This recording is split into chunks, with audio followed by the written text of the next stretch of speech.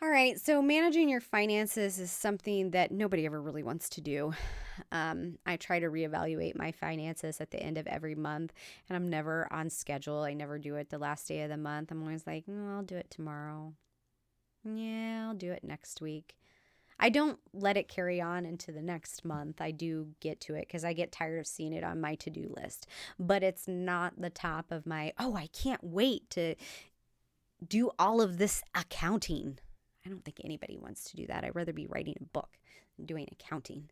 But doing the numbers and keeping them accurate and up to date helps to ensure your profitability. It knows where you stand. I just recently this morning, it's about the middle of the year, so I want to evaluate where I stand and look at what I have going forward. Okay, so I still have these shows, so based on my previous year's income, I'm looking here, and here's the expenses that I have towards the end of the year. So maybe if I could push a few more sales out of this event, or maybe push a few more sales out of my Etsy page. Maybe I could cover a little bit more of this expense that I know is upcoming.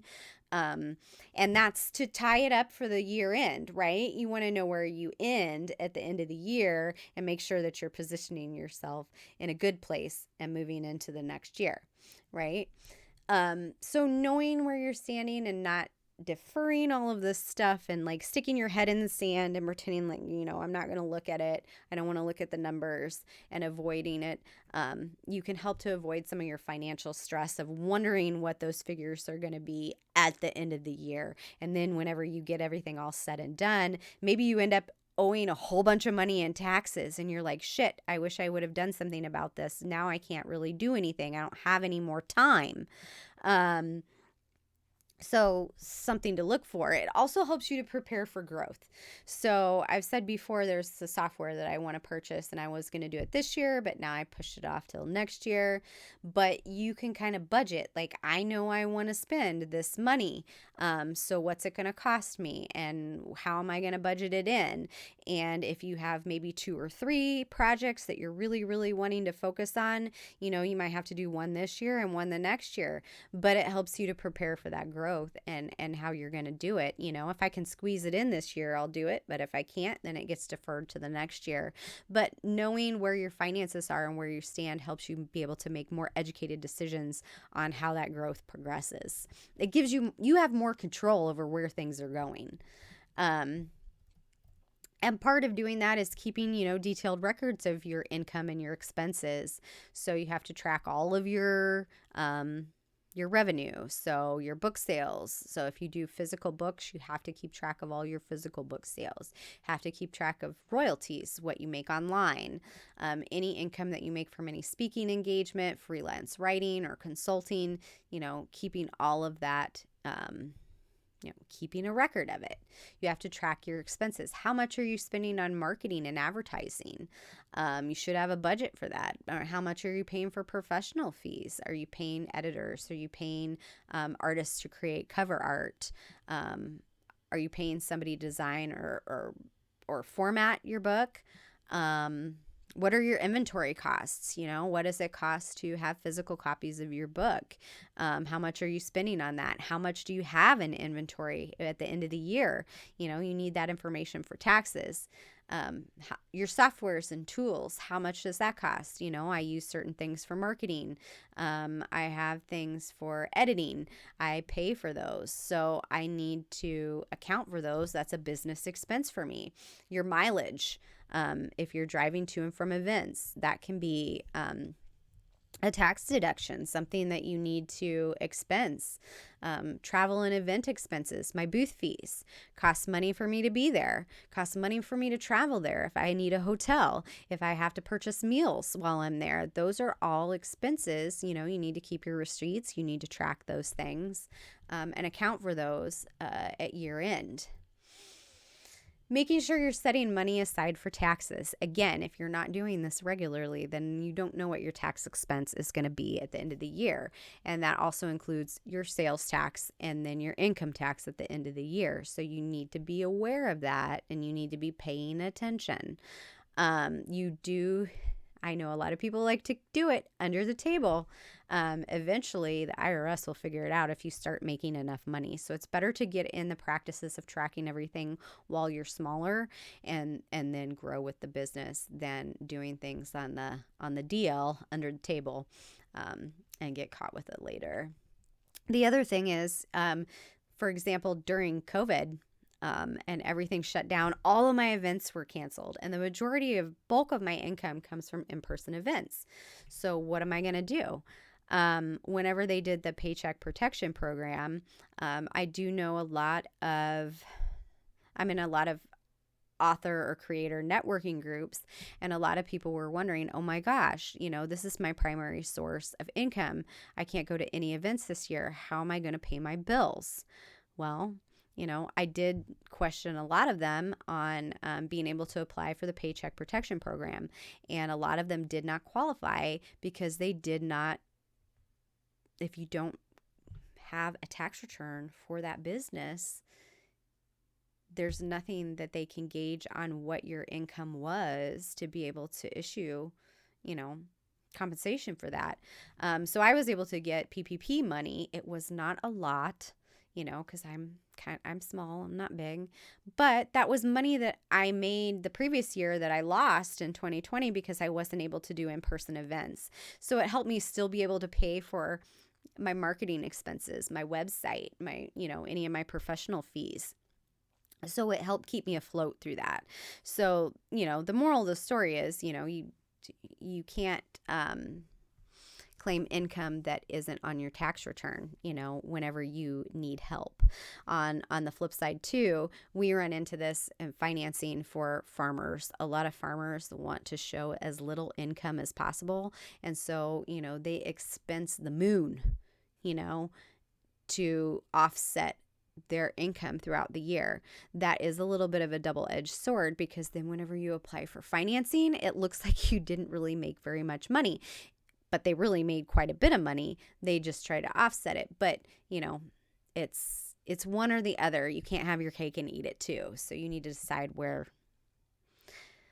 the line is.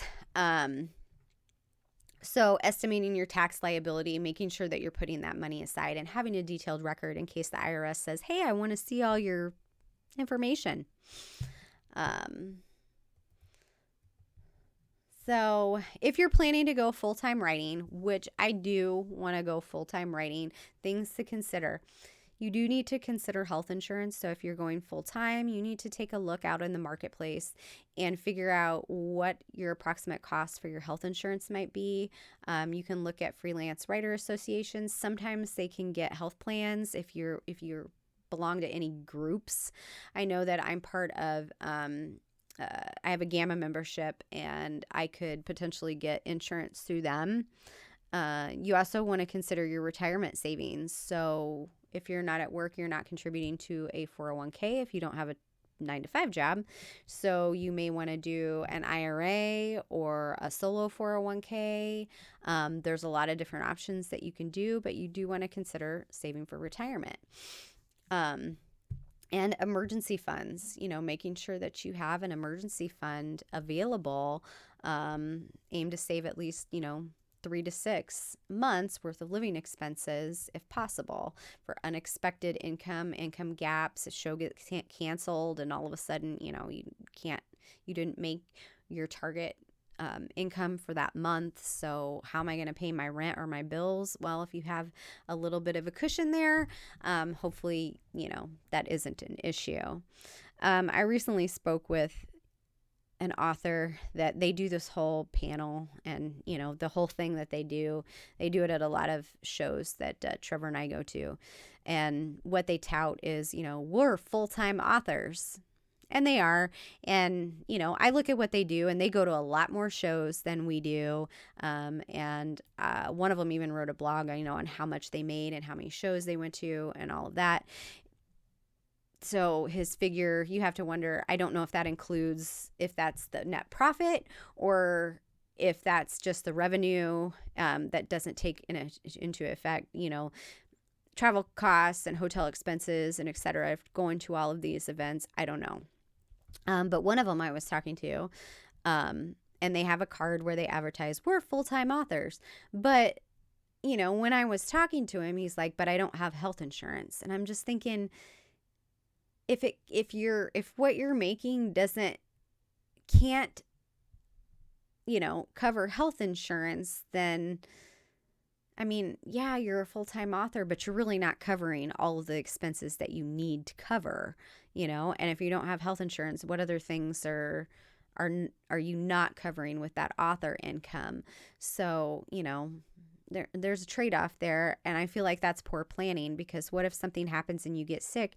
All of a sudden you've got a $200,000 hospital bill, and now you can't go to events, so you're not making any money, and you did have some money maybe saved up, and they just come and sweep it all, and you're bankrupt pretty much. You're bankrupt at that point. So I don't think that that's a sound financial decision. I mean, to each his own. It just wouldn't be a choice that I would make. You can use different tools to help you manage these author finances. Some accounting software costs money. I use Wave, which has a free version. At first there was a little bit of a learning curve, but it works the best for me. Before I had Wave, I had spreadsheets, and so I just kept track of everything manually. That's something you can do, or you can pay for something like QuickBooks if you want to do that.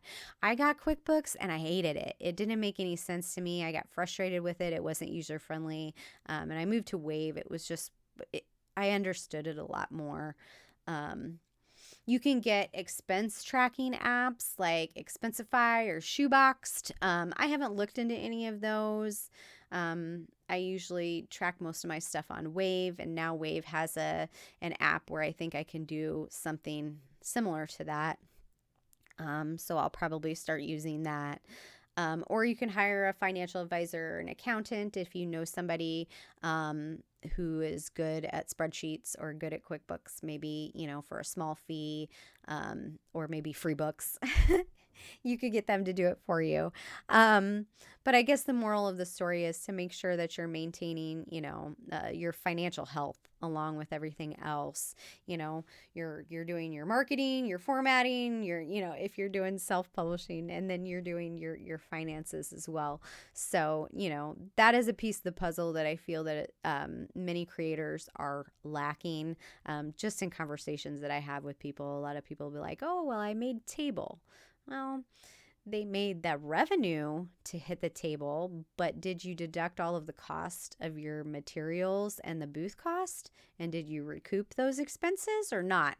And I feel like a lot of that isn't in the calculation. And so I feel like people really aren't understanding where they're standing whenever you're looking at revenue. So it's all of the money that you're making and your expenses.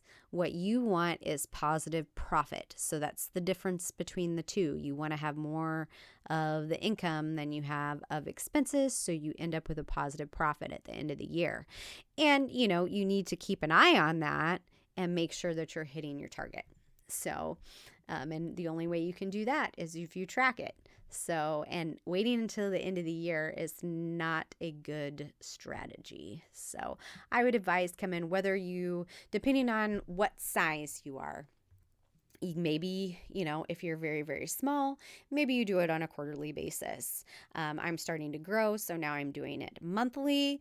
If it gets too crazy, then maybe you're looking at bi-weekly or weekly, but I typically set a reminder to myself, balance your accounting, so that at least I'm taking a look at it, and doing a quick spot check on where all my numbers are. So I would advise you to do the same and grow that business and monetize your writing.